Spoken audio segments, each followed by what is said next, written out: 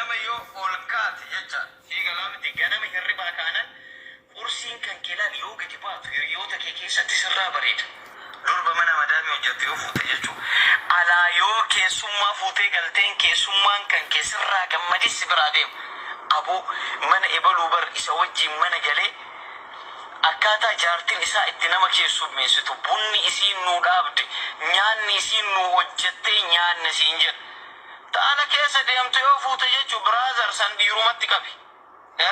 Keessummaa mana jiru nyaata alaa nuu talabi siin jetti. Gadi bahiitii mana dawwalii nyaata nuu talabii siin jetti. Mana nyaata bilbiliitii waan nyaannu nuu ajajii alaa ajajaan jecha sii dhufa. So gadi baatu sirraan bareedu nama biratti kabajaa siif hin qabdu. Qixa kan kee teettee nyaatti qixa kan kee teettee dhuydi. So shamarran akkasii san fuudhu jettee my brother of hin sobidhu. Ijoolleen mana madaamii warqiidha. Sii galaa miti. Waan biraati fi miti kana. Baay'ee gisee baay'ee haasa'uun barbaadan waa'ee chiikotaa waa'ee maalii kanneen kana beektaa gisee baay'ee haasa'uun barbaadu. Maaliif haasa'aa bocola waan akkasii kanneen kana barcaa bocol jedhe. Baaban shaamiini biroo jecha haasawaa barcaa bocol keessa oolti jedhe warri tiiktoof irraa ol bayyati hudduu ta'e achi qabaddu ati maalii kee achi hundi isaa ta'e qixa Oromoon garuu du'aa jira biyya isaa keessatti. Kana jechuun kiyya namni marti waa'ee siyaasaa dubbatuu qabaa miti. Namni marti waa'ee siyaasaa waa'ee rakkoo Oromoo haasa'uu qabaa miti. Namni hunduu haa bashannanu. Namni hunduu haa bareedu. Garuu ijoollee akka shaamaa baqanii ofii isaaniitii jechaadha. Akka shaamatitti baqanii dhumanii biyyaa fi saba ofiitiif dungoo ta'anii ifan kana akkamittiin mooraalii kamiin jarratu kan hamilee kamiin bar araadaa jechuun bar aarifa jechuun bareedaa namaa jechuun sitte let me tell you one thing jedhe Jawaar.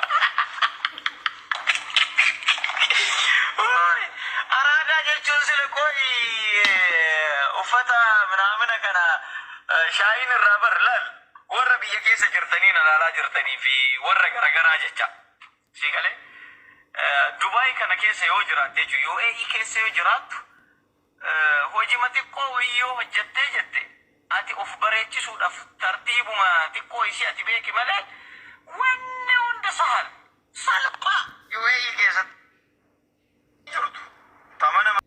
Tole nagaa fi araarri ayyaanni waaqayyo isiniif haa baay'atu. Kabajamtoota jaalatamtoota hordoftoota maatii koo kan taatan kan biyya keessa kan biyya alaa hunduma keessaniif nagaa waaqayyo haa baay'atu. Akkam jirtu fayyaa keessanii ani nagaa kootiidha. Baga eeggamtanii gargaaramtanii guyyaa kana geessanii isiniin jechuun jaaladha.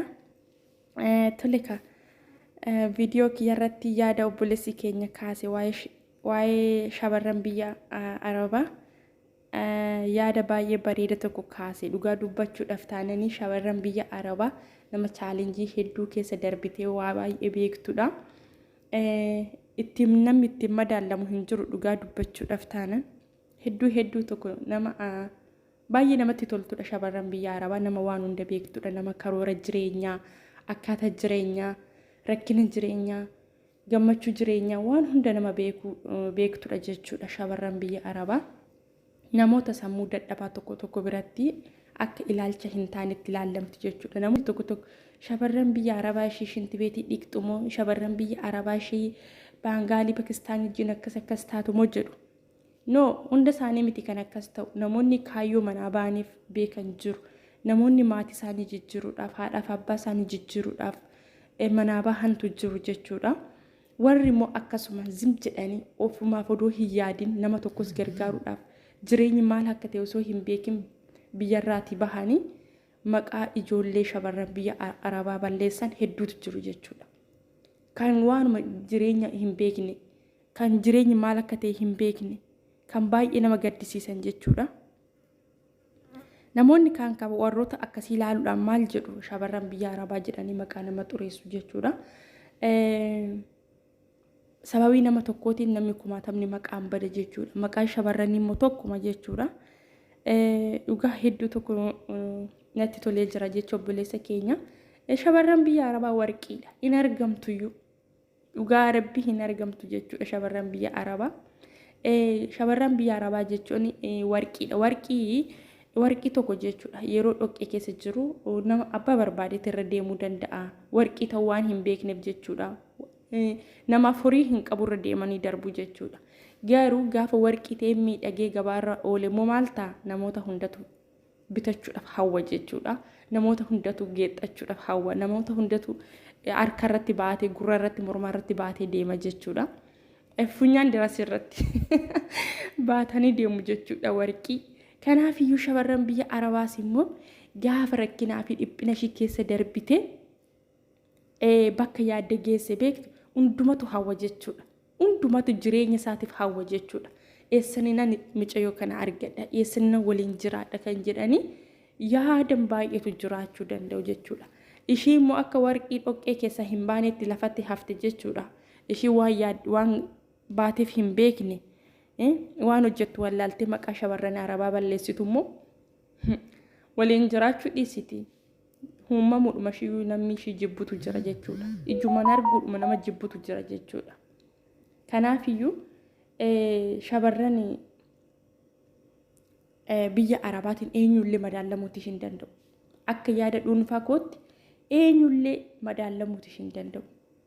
Dhugaa rabbii sa'aatii 24 dadhabe osoo hin jedhin xinnaadhaan ifatamtee guddaadhaan ifatamtee ganama kaatee hanga galgalaatti kushina keessa dhaabbattee asiif achi jettee osoo qursii nyaatiin misaan itti gaa odoo misaan nyaatiin irraan itti gaa kana hunda keessa dabartee iddoo guddaa geessi jechuudha. Dhugaa rabbii ani hedduu shamarran biyya arabaa hedduun jaaladhas hedduun iddoo guddaa qabaafis. Har'a rakkataa kan gargaaru shamarran biyya arabaa, warra dhukkubsatan kan gargaaru shamarran biyya arabaa. Dhugaa dubbachuudhaaf kan diyaaspoorota biyyoota gurguddaa kan dursu eenyudha? Shamarran biyya arabaati gaafa namni tokko rakkate. Dhugaa rabbii dhugaa dubbachuudhaaf sababii isaa rakkinaa fi dhiphina waan hunda waan beekaniif jechuudha.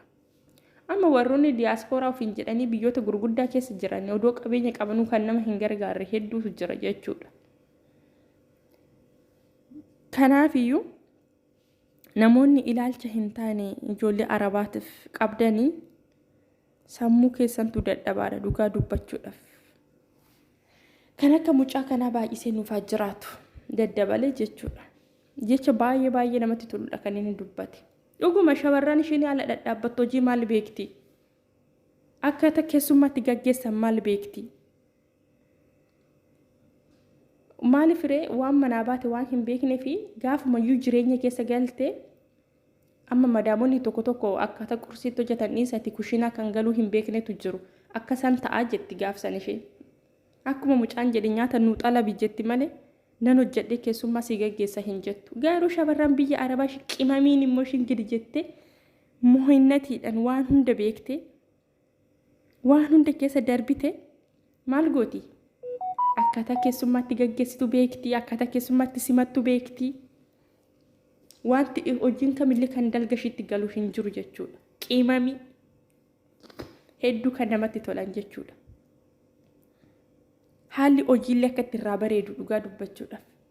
Sababii isa qoramtee keessa dabarte kan qormaata immoo keessa darbuu fi bukkee darbuun tokko miti. Bukkee darbuu fi keessa darbuun tokko miti qormaata gaafa keessa darbanii qormaanni sana caalullee namatti dhufe namaaf salphatamaa namatti fakkaatu jechuudha. Sababii isaa qoramtee keessa darbite kaa. Dhugaa rabbii aniyyaa gaafa shamarran biyya arabaa shinti beeti dhiqtu moo jedhani hedduu tokkoyyuu natti tola nan gaddisiisu. Sababii isaa kaleessa kun beeka kaa waanan keessa darbeen beeka shinti beeti arabaa dhiqee eessa akkan gee seenaan koo akkatti jijjiirame waanan beekuufiyyuu hojii tokko moo jedheddan jijjiirametti waa barbaadan osoo jedhani I don't think natti hin dhagahamu jechuudha. Dhugaa dhugaa rabbi seenaa nama baay'ee jijjiire jechuudha. Shinti beeti arabaa dhiquun chaansiidha malee chaansii argachuu manni jireenya Itoophiyaa jechuudha hanga shinti beeti arabaa kan hin geenye meeqatu jira. dhugaa rabbi meequmatu jira jechuudha hanga shintifeetii arabaa kan hin geenye. Kanaafiyyuu warroonni ilaalcha hin taane ijoollee arabaatiif qabdan yaada keessaa sirreeffadhaa. Shamarran keenya meeqatu obboleessa barsiistee yuunivarsiitii eebbisiistee hojii qabsiiste. Meeqatu abbaa fi haadha mana ijaaree mana kiraay keessa baasee mana citaa keessa qorqorrootti baasee horii kan ittiin lafa qotatan meeqatu cimdii bitee fi meeqatu maatii ofii jijjiire jechuudha sababii kanaan.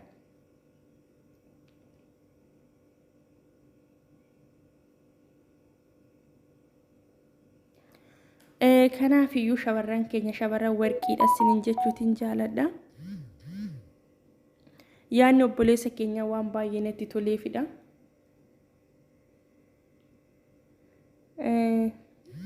Waaqayyo yaada kana caalusaaf